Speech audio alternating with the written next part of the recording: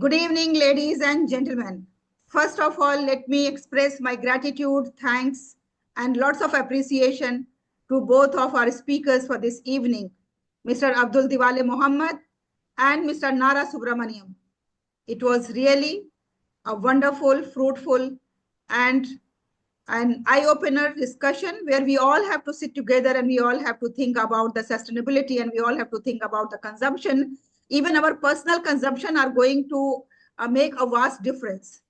Mr. Abdul Diwale Muhammad, for your kind information, under Eco Visionaries Group, we have developed a green lifestyle. Green lifestyle course deals with an individual who is practicing the green activities in day-to-day life. When we talk about the green activities, that speaks about the sustainable habits formation. How in our day-to-day life, we are trying to practice the small activities that ensures the conservations, that ensures the minimizing the wastage, that ensures that how an individual is concerned about the global changes, about the climate, about the environment. And we are fortunate to have 7 of them who have enrolled for this course. And this is the first batch under Eco Visionaries Global Group. And they are going to take 30 challenges, 30 green life challenges, and plus 30 educational modules on green lifestyle. Once they will complete this, then they will be full-fledged practitioners of green lifestyle. And then the further step would be that they are going to be the green lifestyle trainer, whether they are going to undergo first like severe training programs where they can promote this green lifestyle to others as well. So thank you very much, all those who have joined this course. And it's my honor to invite them one by one so that they can share their learnings of this week with us all. They all have divided their modules one by one, and within 5 minutes, they are supposed to share their learnings with us. And I expect that perfect time management should be adhered by all of them. So our first participant is Miss Anita Khosla. She is from India and she has more than 4 decades of experience in the field of education. And she will be highlighting her learnings about water conservation. Miss Anita, over to you, please. Thank you so much, Halima ma'am. Good evening to one and all, and I hope and pray that everybody, all of us are doing well in our own profession and as well as health, which is very important. So good evening once again. My is water conservation. In the end of the slide, I would like to narrate my personal experience about water conservation, what I went through. Yes, the objectives is to understand water conservation and its significance. I think so. All of us have dived into this water conservation, consumption very deeply, and then we are all following that very religiously. The second objective is identify common practices that waste water. Explore practical strategies for conserving water at home. Understand the environmental and economic benefits of water conservation. Recognize the role of individuals in promoting water sustainability. This I will explain through my at the end of my presentation. So here I would like, Halima ma'am, I would like to thank Shiza, my captain, for helping me to add on more pics to the PPTs. Water conservation refers to the practices of using water efficiently to reduce unnecessary consumption, because I have seen that a lot of the homemakers, especially ladies, a lot of water is wasted as we wash our vessels or wash our clothes or have bath and all. Given the global water crisis, conserving water is essential for sustainability, ensuring that future generations have, ma'am, previous slide, ma'am. Generation have access to clean water. Clean water is very important. Yesterday I was taking a class, so I was talking about the rain harvesting also to my students. Yes, ma'am. Next slide. Yes, here we can see the water leaking. Fix leaks, repairing dripping faucets and toilets can save gallons of water daily. Install water-saving fixtures. Low flow shower heads and faucets reduce water usage without sacrificing performance. Limit shower time. Aim for shorter showers to decrease water consumption. Instead of opening the shower and then having for a long time, taking the bath, we can have the water in the bucket, and then in this way we can conserve water. Yes, ma'am. Previous slide, ma'am. We have gone to choice MCQs. Yeah. Here I would like to share my own experience. My kitchen tap was leaking, and to get the plumbers, these professionals is very, very difficult. So I didn't know what to do, though I had kept a big vessel under that, and I gathered that water, and then poured it to the plants where I have outside the plants. But how long I'll be doing that, So I just happened to ask my watchman. I said, "Watchman, this is leaking. Can you help me?" He said, "Ma'am, this is मेरे बाएं हाथ का खेल है, मैं नया tap लाके डाल देता हूँ." Oh, I said, "Thank God." So in that way, I was able to save water.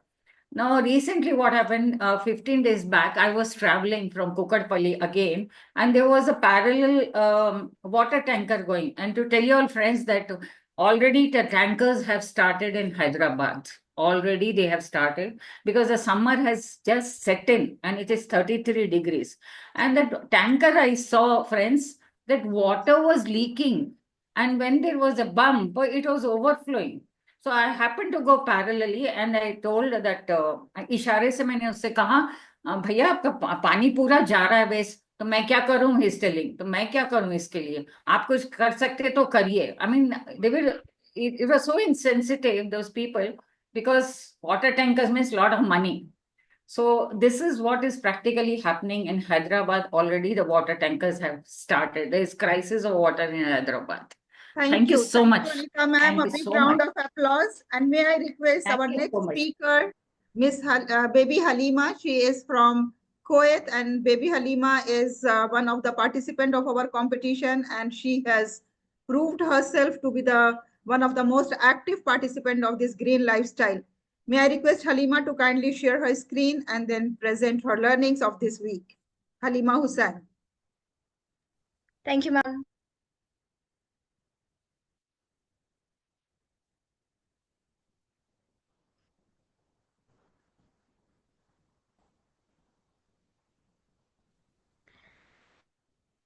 Good evening, everyone. First of all, are the slides visible? Yes, it's visible. Okay. So, my name is Halima Hussein Syed. I am a student from Kuwait and also a young reporter. Today, I'm going to talk about the topic sustainable fashion, choosing eco-friendly clothing. So, can anyone tell what is sustainable fashion? That remains for longer period No of time. one? Okay. Yes, ma'am, you're right. So it refers to the clothing, accessories, and footwear that are designed in a way that minimizes their environmental and social impact. The environmental consequences of fast fashion are excessive water consumption, pollution from dyes, generation of textile waste. Key principles of sustainable fashion: eco-friendly clothing materials, ethical production processes, promoting fair labor practices.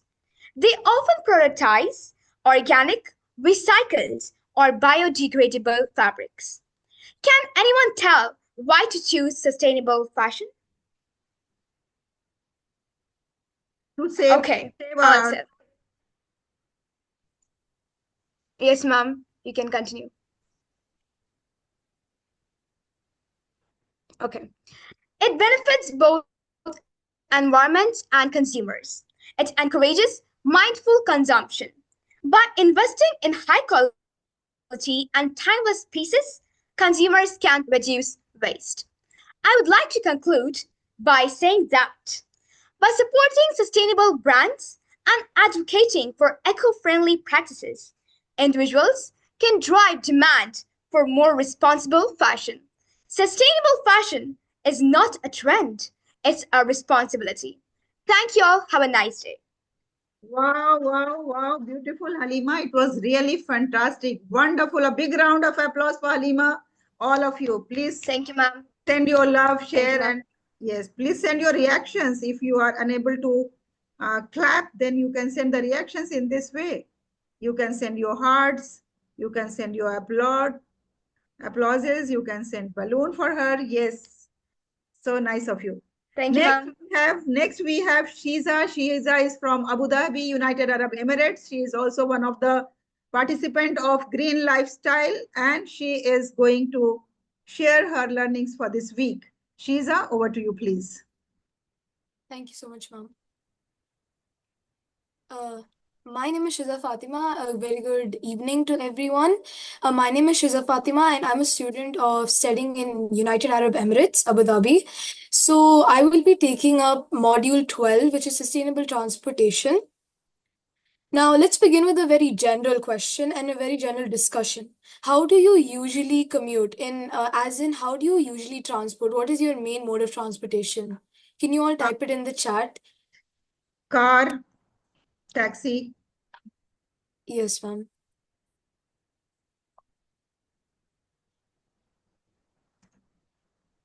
Okay, so the basic transportation, I can see car, MRT, LRT, walking. Thank you so much, sir. Thank you so much, ma'am. Okay, so now moving on, why sustainable transportation? Now, of course, we see that we keep traveling now due to office, school, but what is the difference and why we need to use sustainable transportation? Let us understand that. Transportation, like our general cars, contribute to 24% of global CO2 emissions. They release toxics from the engines, and that is worsening the pollution in our cities. It's increasing noise pollution, air pollution, and it's also getting cities more crowded. So, this is impacting our health and the health of our environment too. But now, of course, we cannot compromise at certain times. We have to maybe go for work purposes outside. We can't compromise at times. So for that, well, of course, we cannot say that don't go out or like isolate yourself at home. It's just about giving, it's not about giving up convenience. It's about adopting smart ways for cleaner ways to travel. Now, modes of sustainable transportation. One, I think these are the most basic ones. Public transport reduces congestion, saves energy, and it saves time too. So we can see public buses, public trains in our cities. We can be using that.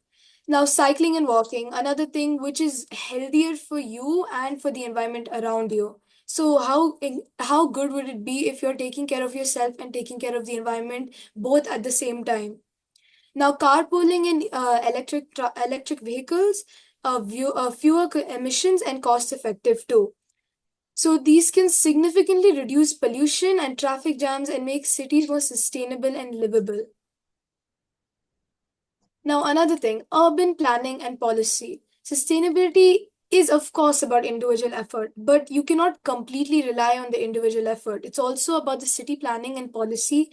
It's also depends upon on how the city plans certain things for the city. So cities with efficient public transit, bike lanes, and pedestrian zones make it easier to adopt green travel. Now, one example is Paris turning major roads into cycling zones, promoting health, promoting environment, and promoting sustainability altogether.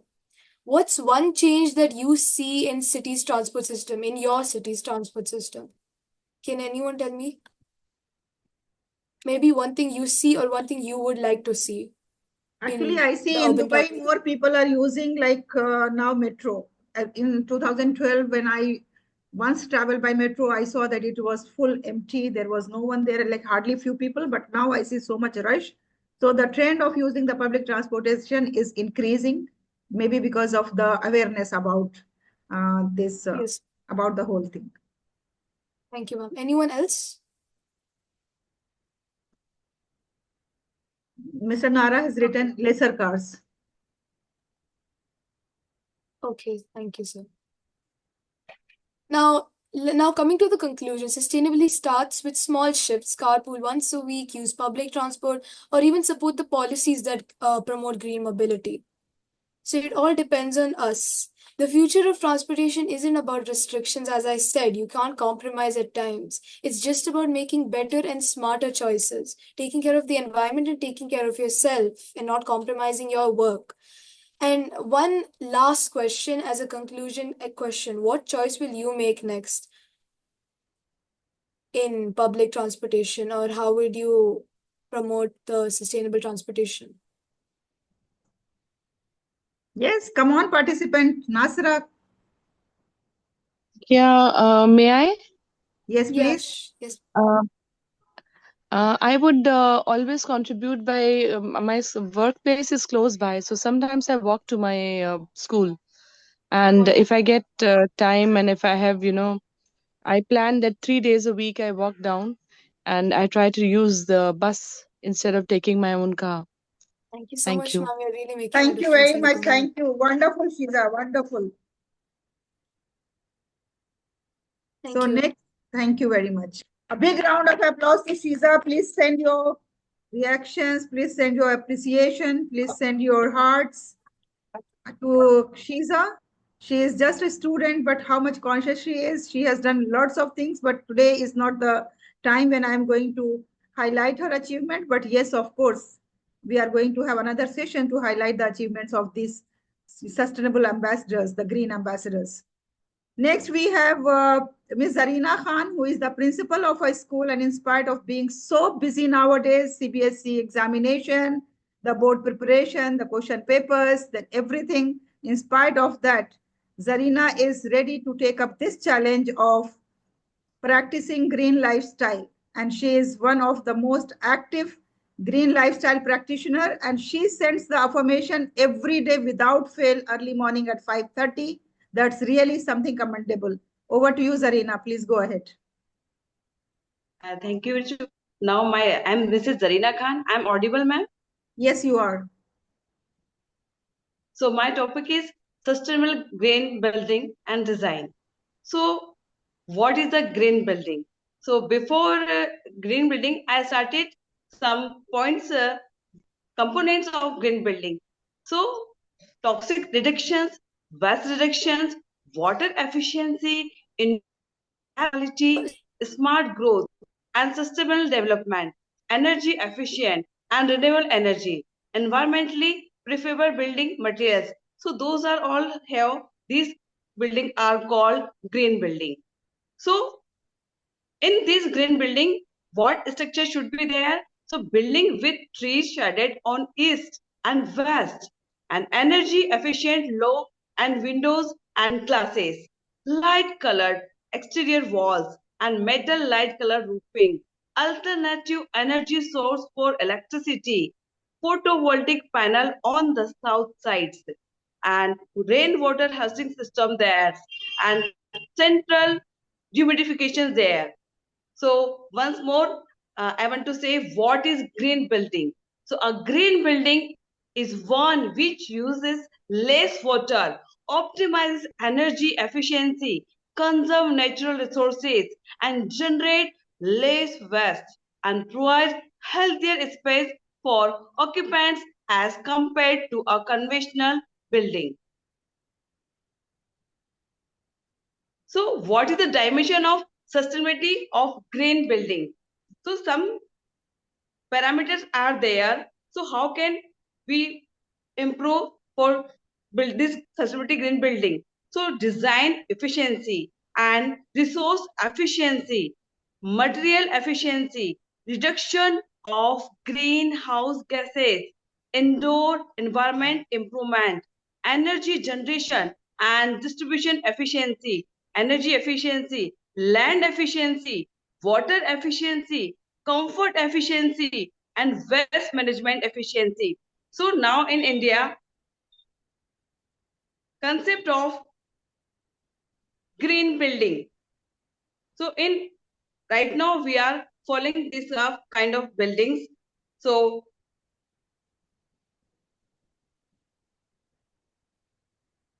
waste reductions, eco-friendly, energy efficiency, and durable and maintainable design, indoor environmental quality, and waste efficiency.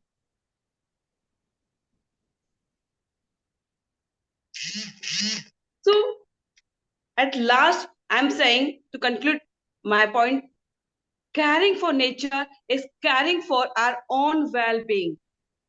Caring for nature is caring for our own well-being and future. because we are not apart from nature. One earth, one family. Thank you very much, ma'am. And thank you, Green Life. Thank you. Thank you very much. Give a big round of applause to Miss Zarina. All of you, please, my humble request, send your love to her, send your applause to her. And let me also do this for her. Thank you very much. Now, next we have one of the most important participant of Green Lifestyle. We have Miss Hina Mudgal from Kanpur, Uttar Pradesh, India. And she is the one who is working day in and day out for the sustainability through her school's platform. She is the one who is training the minds of the young students through her classroom teaching how they have to be environmental conscious. May I request Miss Hina Mudgal to kindly share her learning for this week. Miss Hina, over to you. Ma'am, can I please see my slide? Good evening, everybody. Today, I'll be presenting my views on green energy. Green energy is actually the renewable source of energy that are solar, wind, hydro, and geothermal. So now this type of energy is actually considered green because it produces little or no greenhouse gases. And as you know that when we are using petrol and diesel in our vehicles, we are emitting very poisonous gases. Now these very poisonous gases are basically releasing CO2, carbon monoxide. And because these gases add on to the increase in the temperature of the earth, they are known as the greenhouse gases. So when I'm talking of green energy, these types of energy are cleaner and they are more better sustainable alternatives to the fossil fuel. So now what are the types of green energy? Solar energy. Now this is the first type of green energy which is in surplus and large amount in the environment and in nature. Now this green energy is generated through the sun's ray and either through the photovoltaic panels or through the solar thermal systems. The second type of energy is the wind energy. Now this wind energy is generated from the wind using wind turbines. The third type of green energy or renewable energy is the hydro energy. Now, hydro energy, as the name says, is the energy which is generated from the movement of water. Now, here we are using the hydroelectric conversion. We are using the water, speed of water, maybe make it fall from a high level, and then we create a certain current and energy is generated. The next type of green energy is the geothermal energy. Now, this energy is generated from the heat of the Earth's core. And the next one is the bioenergy. Now, this bioenergy is converted from the organic matter. As there is decomposition of organic matter, we can produce energy. Now, green energy has a lot of numerous benefits because it is including the reduction of the fossil fuel. Now, with increasing population, the fossil fuel consumption has increased in many folds. Now, because it is affecting the climate changes, and this green energy will help us to improve the air quality. So, green energy can create a lot of jobs also. So, my topic today, I will basically focus on the solar energy, ma'am, the solar energy slide. Now, solar energy is becoming increasingly important because it is renewable, sustainable, the zero emission thing is there. Solar energy generates electricity without emitting the greenhouse gases.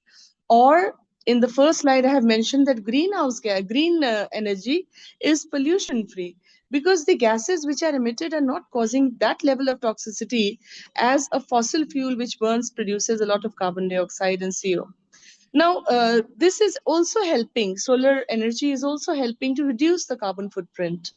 So the energy independence, that is the decentralized energy, the solar energy allows individuals and communities to generate their own energy. We can set up our own solar panels in our homes, and we can, initially the solar panels used to be very expensive. But now in our country, in India also, the government has started a lot of there are a lot of new policies where we get a lot of redemption, in the amount of cost saving also. You get a lot of cost saving if you're setting up projects and you are having your own solar panel setup. Like, I'll just be sharing in the education, like the CBSC has enforced certain conservation strategies to be followed by the schools. So this time in our school, my school is situated in the heart of the city. We are setting up our own solar panel on the rooftop. And when I was presenting this offer 5 years ago to my principal, she was not very convinced. But now the sustainability awareness is so much that the CBSC, the Central Board of Education, is enforcing upon the schools that if you are financially sound and you're getting so much of redemption, you must have your own solar panel set up so that you save upon the electricity wasted. Because normally the electricity which we're getting is from burning of fossil fuel. We are using coal. And Kanpur, where the city where I stay is an industrial place, a lot of projects have been coming up on burning the organic waste, and projects are being set up. And I had just attended a workshop in SRM where they were talking about solar panels which are being made out of waste, and they are using new ideas of making very reasonable solar panels so that even the people who are economically not very sound can set up their own solar panels for at least an electricity connection and a fan. So there are a lot of economic benefits. I was just concentrating on solar energy today.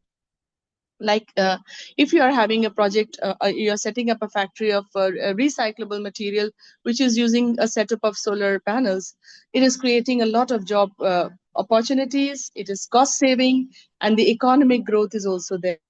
With this, I'll just thank the EduFam for giving me the opportunity and sharing my energy thoughts and my research. Thank you. Wow, Hina, thank you very much. Such a well-researched presentation. Although I know that 5 minutes is not enough, but at least we are able to create the awareness. We are ready to create the awareness among the people that we have to switch over to now to the solar energy. Thank you very much. Now we have our sixth participant of this, who is Mr. Ajay Kumar Singh from Patna, Bihar, and he is a principal, and he is taking care of lots of responsibility in his school. And this time is very crucial for the school principal. In spite of that, he has just come back from CBSE office, and he is ready to join us. Yes, Mr. Ajay, over to you, please. Good evening, ma'am. Good evening. I am extremely sorry for being late in joining the meeting. And meeting, this meeting is really highly productive, but I failed to recap. But I get the videos, and then I will learn many things from you, all the intellects. Okay. First of all, I would like to say all the green ambassadors, good evening to everyone. Actually, my topic today is module 13. Okay. Eco-friendly technology reducing environment impact of devices. Okay, I'm going to share the screen with all. Okay. The first, actually the problem statement, the first, the environmental impact of devices. What the problem actually we face? E-waste generation, energy consumption, resource depletion, pollution.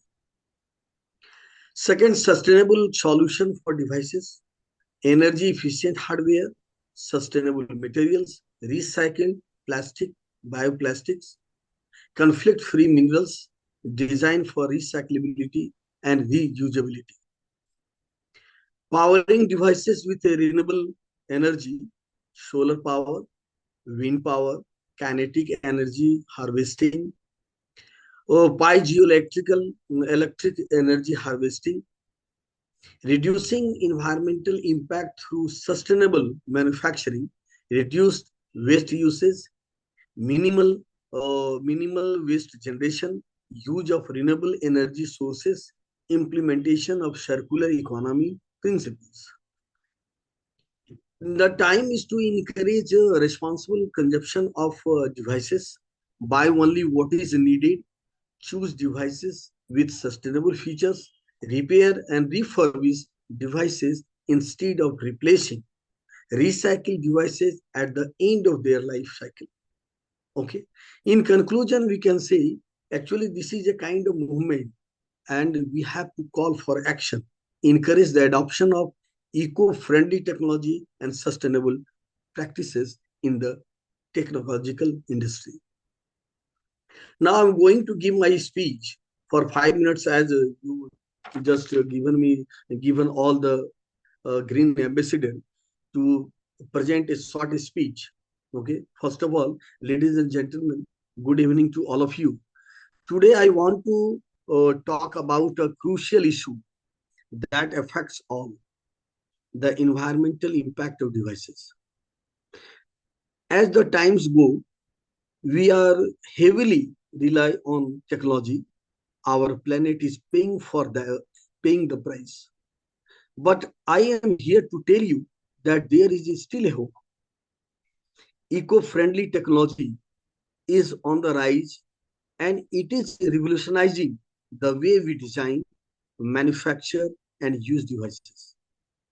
From energy harvesting technology to sustainable materials, we are seeing a shift towards a more environmentally consumption.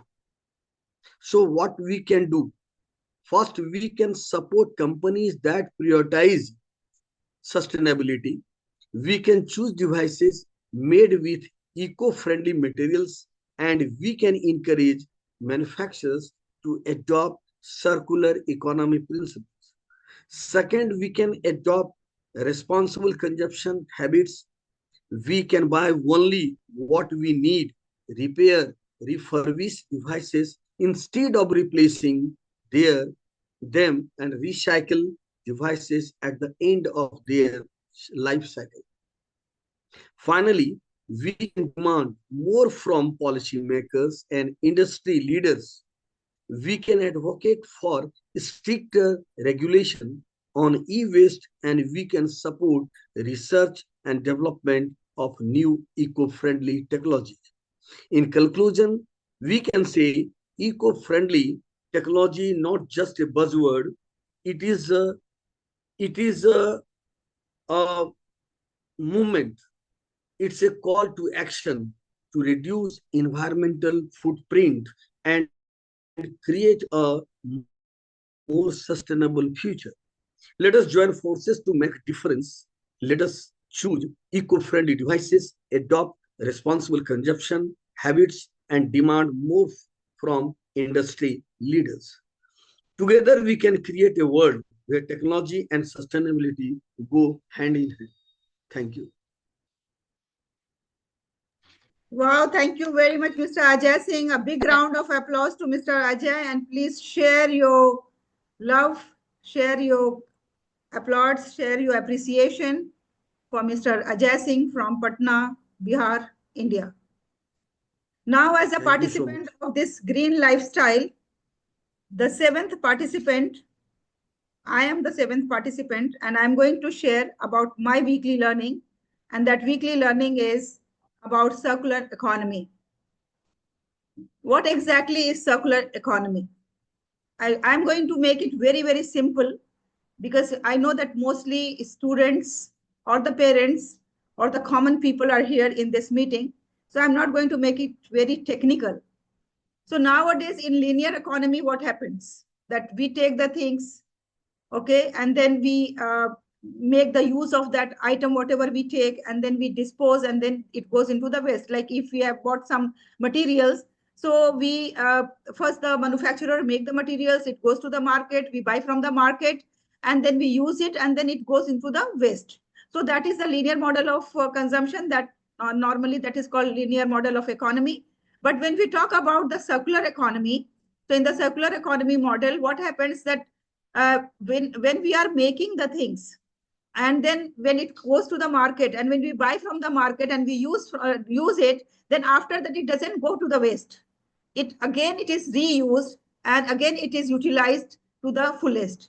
So this is the way nowadays we are using the things, like first raw materials, then we extract, then we make, then we put together, all the products, then we sell and deliver, then we use the end use as an end user, and then either it becomes the household waste or it becomes the industry waste.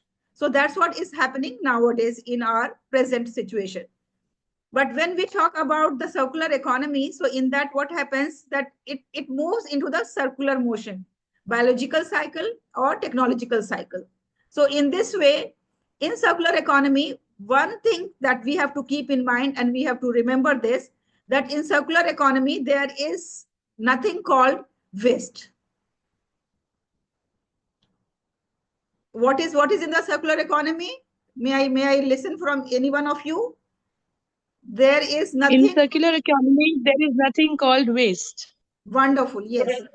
So there is no waste. And the example, I can give you the example of a very big company.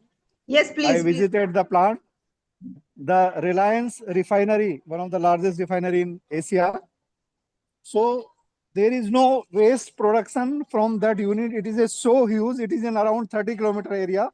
So whatever is the waste product of one industry or the product line, it is used as a raw material for the other. Like that, they have circulated, and there is no net waste from that manufacturing facility. Wow, wonderful example. That is, yeah, wonderful. Thank you. Let's look at the nature. You know, nature is a great teacher for all of us. So when we look at the plants, the trees, the flowers, the fruits and all other things, so there is no waste in the nature. Have we ever seen that anything that falls from the trees remains there forever? No, because it is always reutilized and it becomes the manure for that plantation, and again it comes out. So when in the nature there is no waste, why we are depending on the waste? When the people say that, okay, I'm working for the waste management, that's really gives me this impression that it means that we are creating the waste, because nature has not created any waste. There is nothing that cannot be utilized. There is nothing that cannot be used again. So first of all, we have to change our mindset that even when we are using the lemon in the kitchen, so after squeezing the lemon, is it a waste? Is it a waste? Can't we use? No. Yes. No, yes. no. How can we use it? We can use, ma'am. Ma'am, I make pickles out of it. Wow, wonderful. Out yes. of the shells. So where And there if is not pickles, you can. So now look at this. Now look at this strategy. First of all, we have to collect the raw materials. Then after that, collecting the raw materials, we have to extract whatever we need.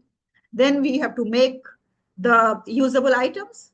And then we have to put together all the parts, all the pieces. Then we have to put together all the products. And then we have to sell and deliver. And the end user has to use it.